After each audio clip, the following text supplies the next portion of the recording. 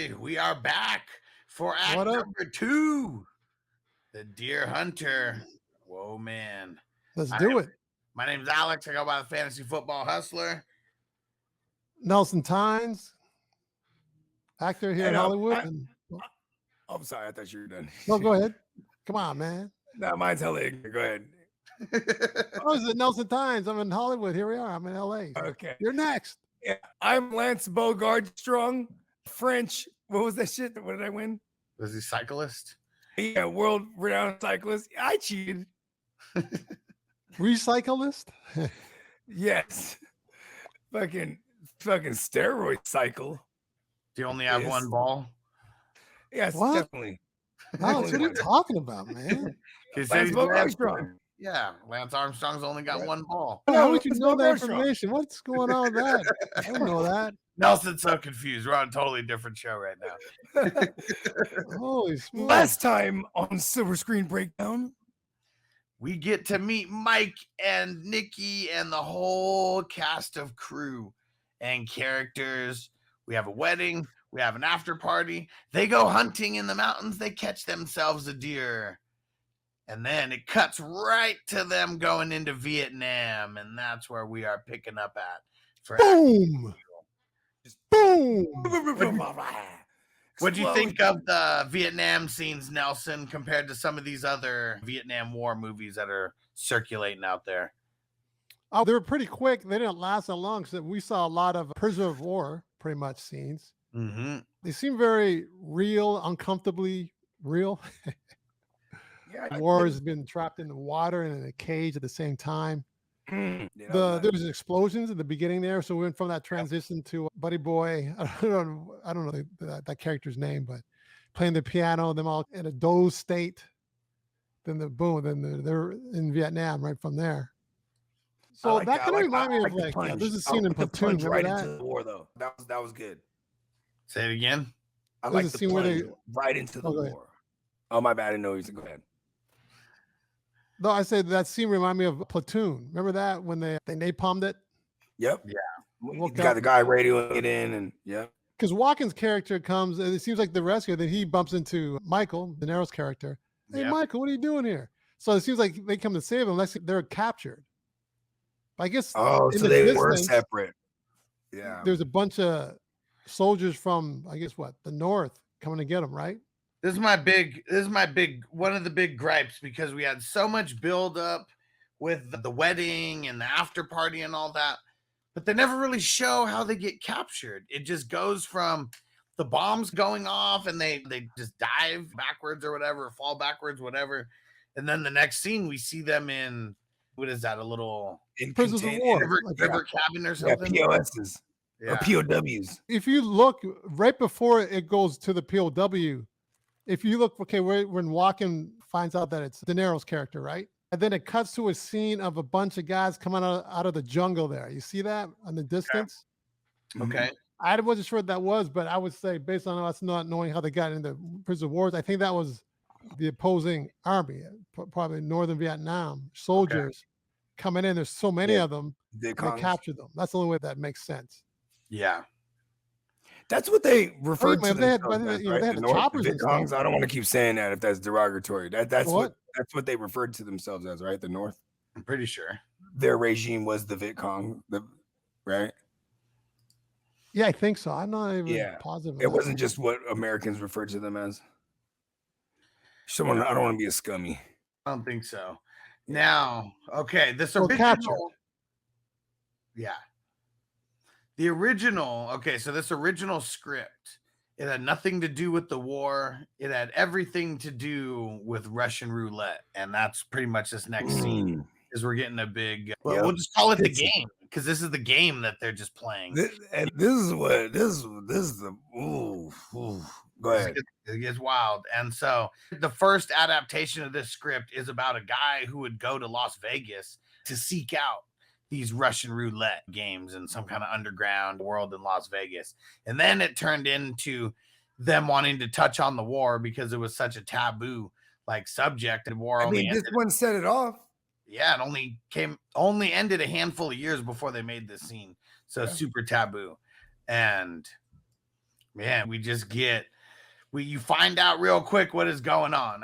The Russian roulette game, and you got the guy in the middle we don't know what he's saying, but he's slapping everybody around. And that character, they said they had to recast that character multiple times because nobody wanted to slap Robert De Niro. So they said all of that was a shoot. They're really slapping the shit out of their faces. Obviously, the sound. Yeah, there's no faking that. Yeah, so they're really getting slapped by dude the entire time. They wanted to add it to the intensity of everything that's going on. And so they said that dude was casted because he was a local Thai guy who hated Americans, and he was down. I'll do it. He was down to slap the shit. I'll do it for free. Americans. You couldn't pay me to not do that. Now, I'll let you talk about this scene a little bit, Nelson, in 1 second. But how about this? Robert De Niro said there needs to be a live round in the cartridge.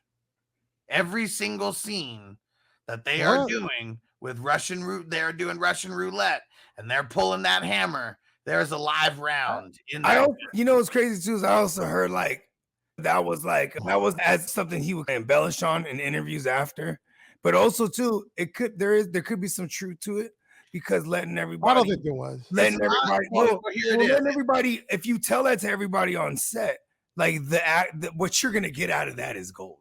You know what I mean? If they believe it to be an actual live round in there. At least from what I was reading and watching, there was a live round in there, but they were checking thoroughly that it wasn't the next round that they were pulling. Oh, I was just saying. Oh, okay. Because there's 6 in there. There's 6 spaces. Right. So there may. Okay, I got you now. So 1 out of the 5 is there, but they knew that it wasn't the next one. But just even thinking about that, like a live round in here, like they're all shitting bullets as they should be. If they were really doing that in real life and you're forced to do that, like, damn, that makes me think. Because I'm thinking with the mind of an actor now. How nervous I'd be, even though it's 5 slots away. Let's say, wherever it is. I thought you check the gun. The roulette. You didn't know. No, they're not really. Obviously, the actors aren't really playing roulette. They're going through the act because they know that it's not going to be slapping the shit out of everybody too, huh? Shut up, American. Yeah, and he was. Can you imagine that, Nelson? How do you think, just going through the mind of an actor of those scenes, knowing that dude's really slapping the shit out of you? Like, what would you be thinking going through? Remember, even at one point, I'd be down with it. Don't hit me too hard, but I'd be down with it because I like to make it as real as possible. Remember, he yelled at him too. I'm gonna fucking kill you. I'm done. Yeah. So I'm in, but I'm not full-fledged in. But it put me in 3/4 of the way. And who was the dude? Hey, one second. I'll say this though. Going back to the gun thing, there's a movie called At Close Range with Christopher Walken and Sean Penn. You guys know that one? No. It came out in '86. I fucking love Christopher Walken. There's a newfound respect for him, though. But go ahead. Yeah, he did. It was Sean Penn, Christopher Walken. I think Tracy Walter, his name is. He's in a lot of films. It's based on a true story, but there's a scene where Sean Penn plays Christopher Walken's son, his illegitimate son. He finds him, and this Christopher Walken, he's in a crime. He's a big crime lord. And then he takes him on as his son a little bit, but things fall apart. But Sean's character holds a gun, goes to his head. He's whoa. Walken's character, whoa, wait, because he didn't know that he had a gun. He pulls that out in the scene. And Christopher Walken did an interview. He said he didn't know if there was bullets in there because last thing he overheard Sean Penn or something talking about putting bullets in there, and he never got to check the gun. Oh shit! And Walken he was saying that he's got a fear of guns and stuff. So when he said when he did that scene, what you're seeing, he was really scared. Natural reaction. Yeah, he was really scared because he thought he wasn't sure if there was real bullets in there or not, and somehow he didn't have time to check or whatever. But there's something to that. I have to watch the interview again. It's on YouTube though. And when you see him, like when he's reacting, it looks fucking real. I mean, he's shitting himself for sure. Yeah. Just that whole the whole POW camp, everything just insane. You know, that's the most intense scene. Not for me now because I've seen it before, but when I first saw that scene, that was a very intense scene, man. Oh yeah. They have the whole shit where they're throwing the guys down underneath a little cabin or whatever, where they can stand up, but they're in water waist high. And then they have the whole pretty much where the dudes are like drowning in the water, little cages where barely enough. Because they're tired. They can't stand no more. Yeah. You know what I mean? And they said like that scene when the dude got thrown in there. So they said that there was really like rats in there. And he was like really screaming like for that. They ended up keeping it in because it was so good, but they had to go like in real life. They went and got him out of there like second. Pretty much. Relax. Were the rats biting him or something? Or what? I don't think so. I think they're scared of the rats. You seen them crawl on him and shit. Like, yeah, I saw that. Yeah. In there, like, yeah. They're like gold. What's the director's name? Really good. I've never heard of Camino or Casino. Michael Camino or Semino. Yeah, this is only because he set off the Vietnam War craze. Yeah, hell yeah. You know what I mean? I think what's his face learned from him, the guy who did Platoon. Oh, word. He was like, listen, this is I'm not saying. I'm just saying it just seems like you probably watched his films for sure. But what's his name? He did Coppola. No, not Coppola. I'm thinking of Coppola did Full Metal Jacket. No, he did Scarface. No, that's De Palma. Oh yeah, De Palma. No, I'm thinking of the other. Who said what's his name? Oh yeah, De Palma did Full Metal Jacket, correct? And Scarface. Oh, wait, did you said Platoon? Yeah, who did Platoon? Yeah, Oliver Stone, right? Oliver. Yeah, that's what I meant to say. Oliver Stone probably. I think a lot of guys probably watched the Deer Hunters, those scenes. Yeah, but it was shot in a certain way. Yeah. And at this time, I haven't gone back and watched a lot of movies from the 70s, 60s, 50s, but just this scene in general, is this like one of the craziest things that anyone ever seen in cinema at this time? I think what the impact also is because the war was so fresh. You know what I'm saying? And when was Apocalypse Now shot? Because that was after. That was after. Oh, that was like 81 or something? Yeah, I don't know. I just know it was after. I think it was early 80s. I think you're right. 79. I was like right after. Because after I watched it and I was just like trying to read up different stuff on it, I was like, when did this come out? And I was like, oh shit, that was took him like 5 years to shoot or something, didn't it? Because then in my mind, I didn't know Deer Hunter existed. So in my mind, I thought they just were polite and waited to the 80s till before they started doing Vietnam War movies. Like this guy was like, no, we're doing it. And Apocalypse Now came out in 79, really right after each other. Yeah, Lawrence Fishburne was in that. Oh, word. See, I've never seen Apocalypse Now. Me neither. Yeah, Lawrence Fishburne, and then Metal Jacket, Platoon, and then Estevez, or what's his name? Charlie Sheen's father. Martin Sheen. Martin Sheen, yeah, Martin Sheen. He was in it. Okay. A young-looking Sheen, man. He was like him and Fishburne were like kids. They're like 20 or something, 21. Yeah. Fishburne, his gap was still almighty, huh?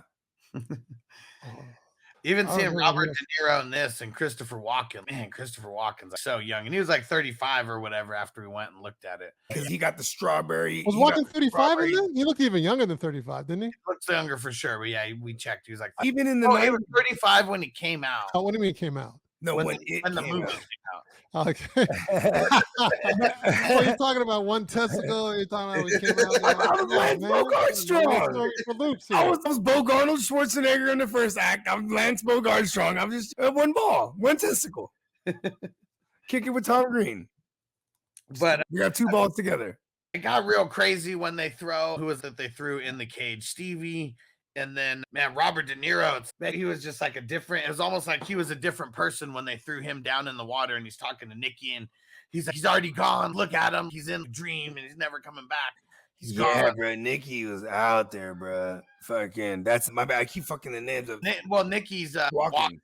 But he was down with. Oh, I thought you were talking about the other guy, Steven. Yeah, he was out. Steven's the one who Steven lost his mind. Yeah, Steven's the one that lost his mind all the way. Yeah, but we're still talking just about that same exact scene. Oh, okay. He was down in the water. He was the one when they first started, and it's him and De Niro underground. And every time you heard the gun, the hammer click with no bullet, he was like, oh, ah. Yeah. He's like totally fucking him up.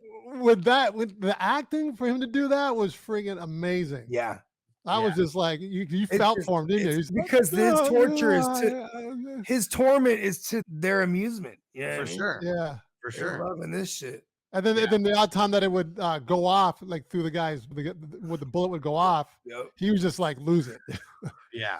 He just lose it because he's just so scared that it's gonna happen when it happens. This is so real.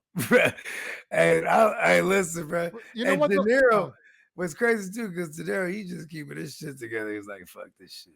Yeah. He was consistent the whole time. I'm gonna kill these motherfuckers. So the third act. But you think though too, if you're living in those conditions, you might want to just okay, I'll play the game.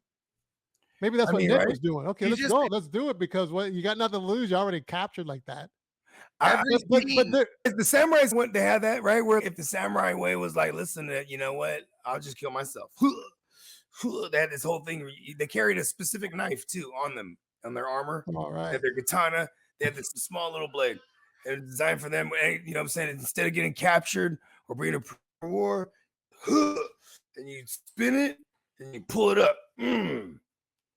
And you die on your knees. Yeah, I saw that a lot in Shogun. Have you seen the movie Shogun? Yep, Shogun's hard, bro. Come on. Yeah, they did a lot of that. I was like, I always saw that when I was 11 or 12 years old. I was like, what? Man. But Alice, going back to you were talking like the psychology of it, how it damaged him. And then then you go right next, the scene next, I think when De Niro's talking to Nick, to Walken's character. Yeah. Trying to convince him come on, we got to load these bullets. We got to go 3 bullets deep. Yeah. And he's no, I can't do it. But he wanted to, but he didn't want to. But he says, there's no other way to do it. Kind of want to end it, just get it over with, right? Yeah, they're trying to convince one another. That was like amazing just to watch. Yeah. And then when it goes down, we gotta go 3 and we gotta go. You gotta go put another one in there. Yeah, no, the 3 bullets. I do 3 bullets. They're doubling or tripling down on their bets, right? Yeah, or hedging, whatever. And it's insane. That's just you got it from Robert De Niro the entire time. He's the leader. He's the alpha of this pack. And even amongst those circumstances where you pretty much there's no way that you're getting out of this, he still threw his balls on the table. And everyone, he's the alpha. Yeah, and I feel too. If being the alpha is because you figure things out. I swear, when you're in the armed forces or you carry a gun, even just period, you'll know the weight of that gun. You know what I'm sayraying? I think as many times as they played, he might have had that spin down. You know what I mean? Yeah. Also, Axel Cushion. No, I didn't make the movie. I was in the movie. Yeah, I think it's been a while since Axel's been here since on the silver screens, but yeah, this is Nelson Tynes. He was in the movie Paid in Full. Yeah. Hello to you. I haven't seen Axel Cushion. Yeah, shout out to Axel Cushion, mate. In the chat. Yeah, he's been around for a while, but he comes around during football season, so maybe he hasn't seen. Oh, it's like a groundhog, huh? He's a vigilante. He fights crime in the off season. Okay. That's cool. Takes it off for football. Hell yeah. The executioner. It's just so insane. And yeah, the whole him going back and forth with Nikki and is like, when I start shooting, you start shooting. He's like, when we see the opportunity, we're taking it. And yeah, they're smacking De Niro and just Mo, come on, or whatever the fuck he's saying. He's like, oh, I'm gonna fucking kill you. Yeah. And then I tell you, and then when you're watching it as a viewer, I love that scene. There's like 3 seconds before they pull the trigger, everything's frozen. You're just waiting to see if it's gonna go off or not. I mean, because as much they villainize them as they did. It's a war movie. Like you can't wait till he pulls that trigger on them, bro. Yeah, you know what I'm saying. And then you're also in the back of your mind, you're like, "Look, Nikki, you better not slip up, bro." You know what I mean? once he starts shooting, you better shoot, Nikki. Yeah, and Nikki goes ham too. Nikki goes ham. Oh, they both do. Shit. Oh, yeah. De Niro gets. I expected it from what's his name. I expected it from Mike. Oh yeah, he was ready. You know what's crazy too? When you act, when you do these scenes, especially intense scenes, like when you in real time, when you think that you're taking a long time as an actor, you're playing a character. When you watch it on camera, it doesn't look like it's that long. So it's hard for actors. This is what makes really good actors. If you see an actor take a long time on camera, in his mind, it's taking like twice as long. If you ever see 2 actors like up close, not face to face, but they're about here. But when they're acting, it's like this.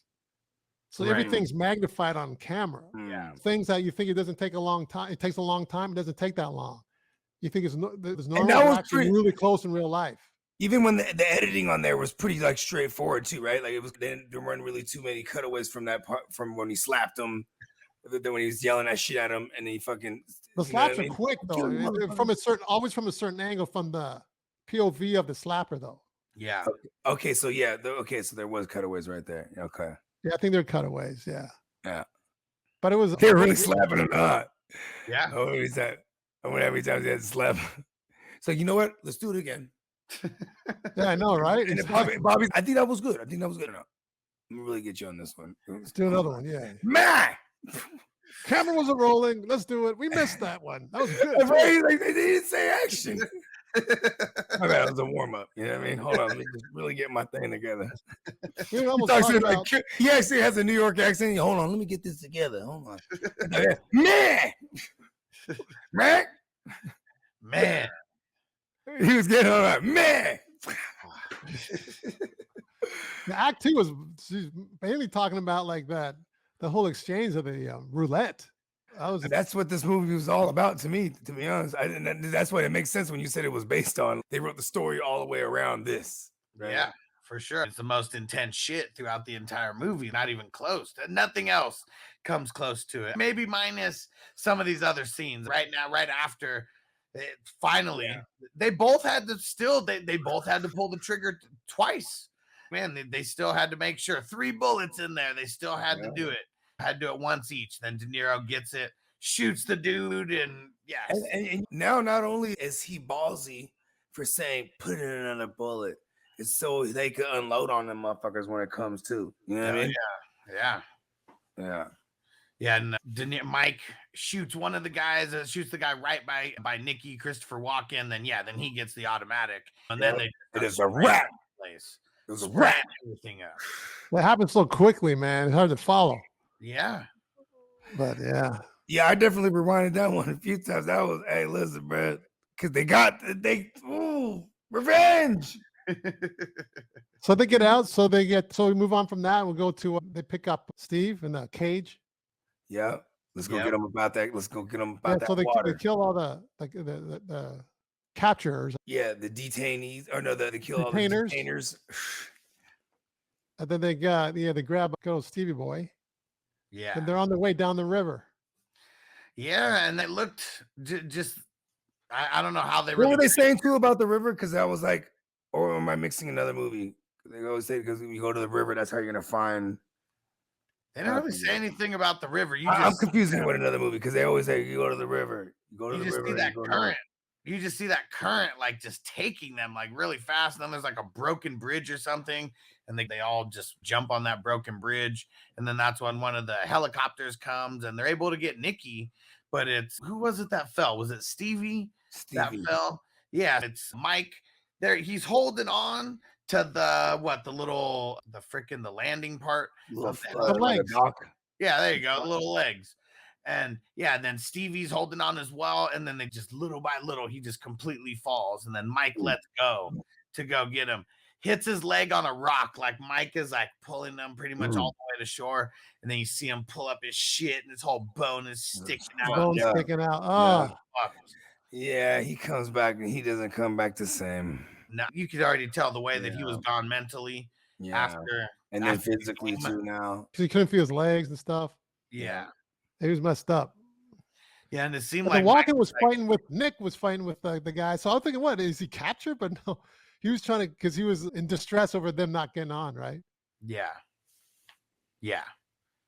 He didn't know what was going on with them at that point because he didn't want to answer. Like, because where were they at? They were at the Saigon, just the U.S. like hospital or whatever for all the troops, and he didn't want to answer any questions. I wonder what was all the reasoning for all the questions, like at that.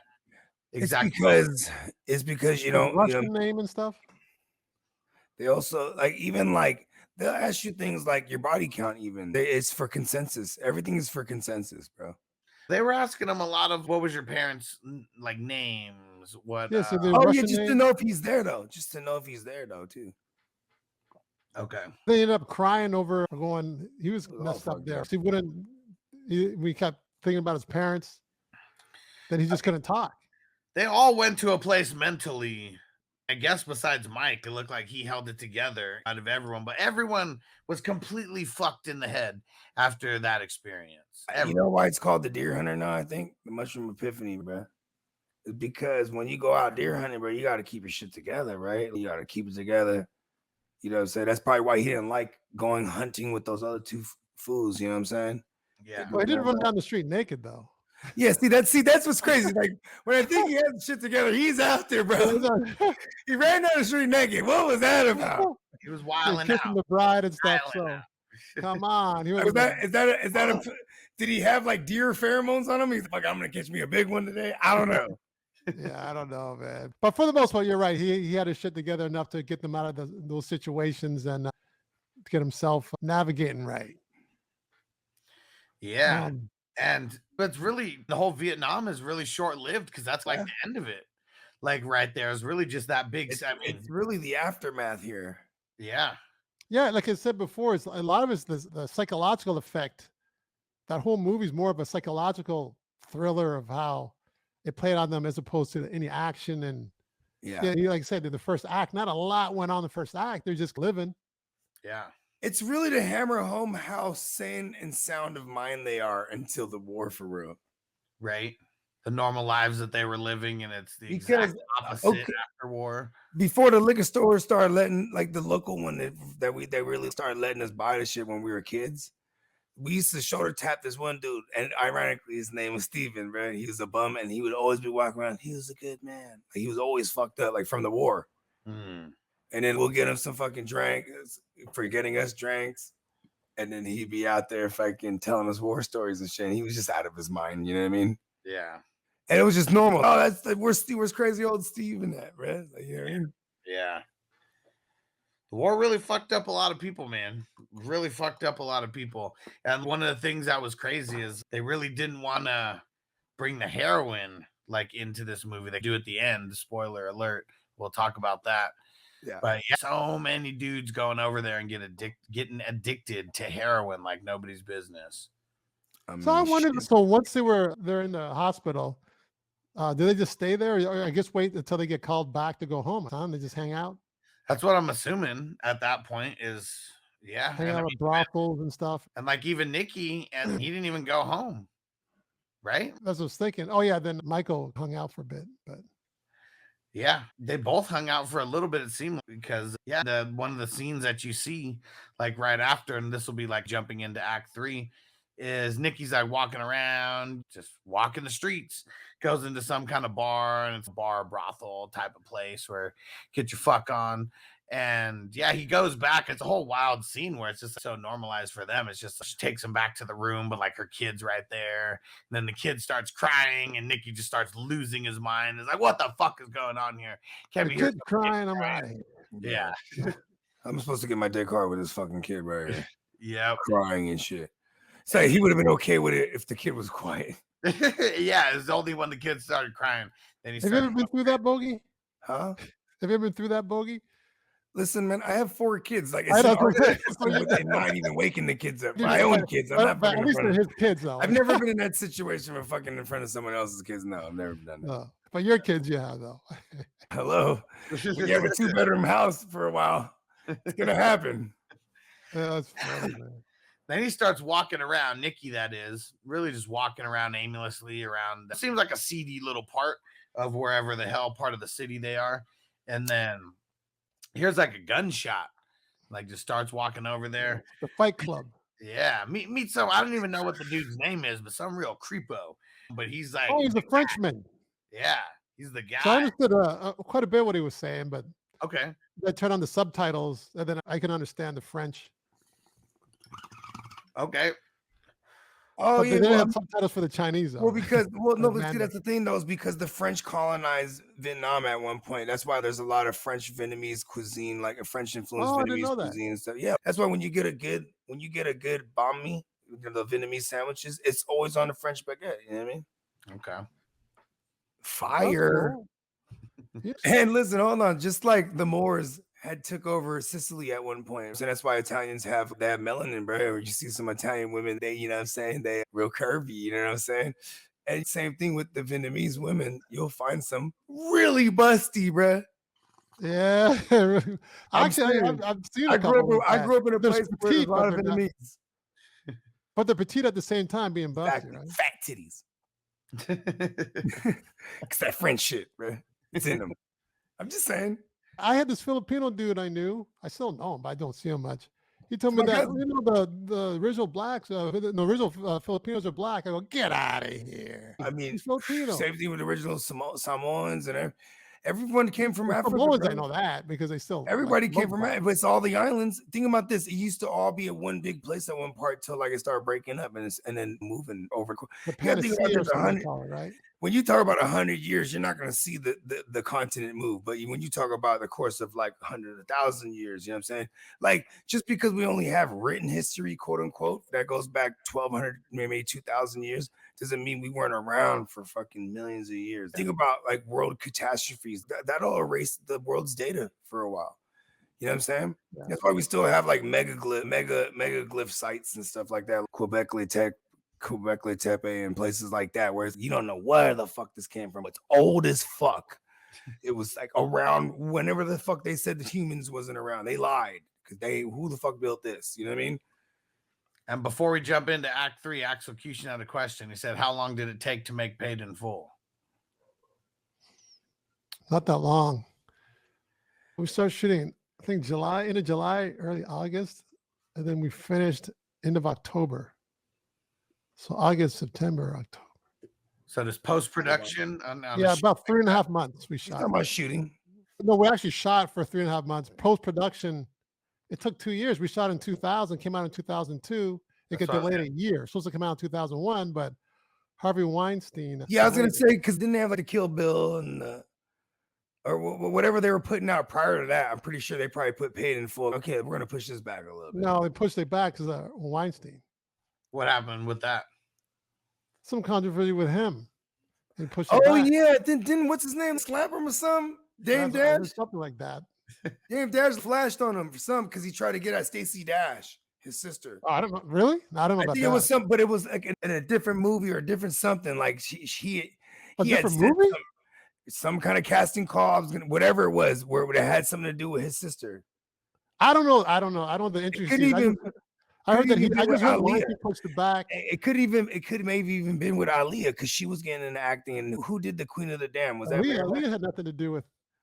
No, I know that, but I'm talking about there was some issue that Dame Dash had with Harvey Weinstein, supposedly. Someone might want to fact check me on this, but he had to fact check it. But I heard something like that, but I don't know the details. But okay, I heard he got pushed back a year.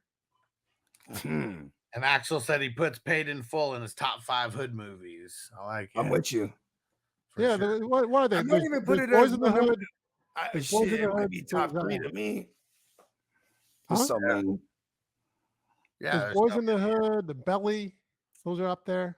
See, I like those. For me, it's like Menace. And it's Menace Society's up in the top 5 for sure. Yeah. But I might even put Paid in Full number 1 or 2, bro. Yeah, it's up there. Yeah. I fuck with that movie tough. Yeah. Anyway, so it got delayed, but I think it took probably to edit it and stuff, like in post, probably even if it came out a year after you're done shooting, typically. So you're looking at maybe anywhere from 6 to 10 months to edit type of thing. Yeah, post-production, what do you think? Does it take double the time it takes to shoot? Let's see. I would say it all depends on the thing, because if you're shooting a lot of action, let's say you do a big action movie, it's probably going to take more or longer to maybe not. I don't know. When we would shoot videos, I think it usually takes a little longer to edit. Sorry, a little shorter, but it all depends on how many locations, how much action there is and stuff like that. Yeah, because for us, when we shoot videos, and I enjoyed the process of sitting in when they're editing it, because they were my guys. So I was actually privy to sit around and give some input, and we get loaded and shit. And my dude, we did this video in Vegas. It had maybe like we had 1,300 clips, like in total, and when it was all raw footage. And he always referred to them as clips. You know what I mean? No matter how long the length was, and then it was like, and then with music, it's like you have the lyrics as the track to match everything to, right? You know what I'm saying? Then also you're just telling the story. So it was always interesting. And that shit took 3-4 weeks, you know what I mean? And to cram, or at least narrow down the 1,300 clips. And then the ones that we kept, we just threw it as a bogey show, the extra shit. You know what I'm saying? Like, hell yeah, man. It takes a lot to edit, for sure. Yeah, the videos, I don't know, 4 minutes, maybe 4.5. Yeah. You know what I'm saying? It was like we shot for 4 or 5 days in Vegas. Yeah. We were there for 6 days for real, but yeah, we probably shot for 4 or 5 of them. So Axel said his top 5: Menace, Boys in the Hood, Juice, Paid in Full, and Training Day. That's solid top 5. Yeah, I like it. I like that Training Day has years on it now. So because like I would have said back then that was an instant classic, but now they got a couple decades on it. It's definitely a classic. Yeah, for sure. Oh, yeah. All right. We're going to jump into act number 3. So we'll close out act number 2 for the podcast, people. Make sure you go subscribe to the Silver Screen Breakdowns YouTube channel. And if you're watching on video, make sure you go subscribe to the Silver Screen Breakdowns podcast.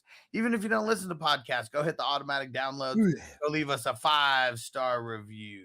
Appreciate it. Please do. Nelson Times, find me on YouTube, find clips of my acting.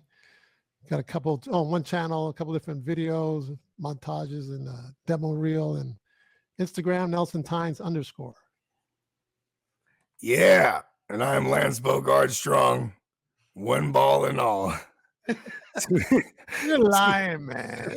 And I'm not checking. I'm not gonna fact check that. I have 2 balls. Okay, let me be a character. Lance Bogard Strong. He has 1 ball and all. Dude, tune in next time for Act 3 of the Silver Screen Breakdown. Deer Hunter. It's gonna get really fucking dark now.